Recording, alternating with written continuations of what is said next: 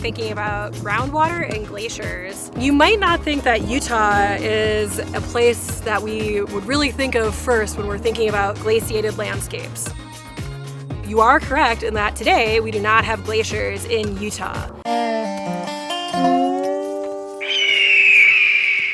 But not very long ago, geologically speaking, only about between 20,000 and 12,000 years ago, we did have glaciers in Utah.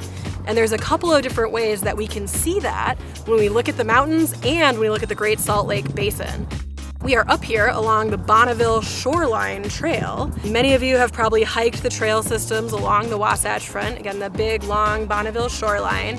And you may have noticed that it's a big kind of flat bench that's up at about 5,200 feet. Maybe we're confused as to why it is called a shoreline, right? The lake shore is way below us, way down at low elevation. However, the lake shore used to be up here.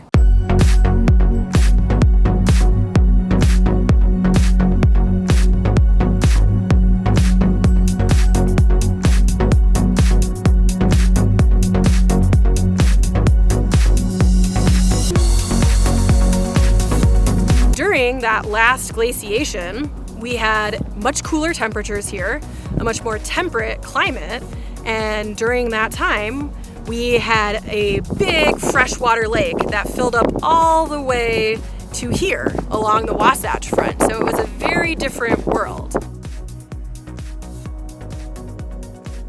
On top of that, in our mountains, we also had alpine glaciers that were sitting up on the top of our high peaks, like Ben Lomond and Willard Peak, which are behind me today.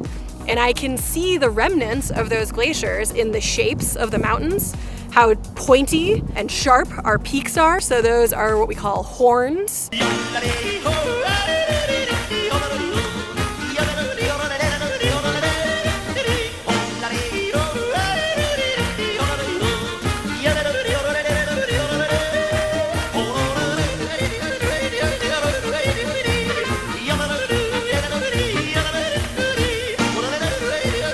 If you go to the backside of Ben Lomond towards North Fork, you can actually see the moraines from the big glaciers that came off the east side of Ben Lomond. Even though we're not in a glacial climate today, we can see the remnants of those glaciers when we look at the high peaks around us and when we look at the edges of our Great Salt Lake Basin. So those are telling us about our most recent Pleistocene glaciation.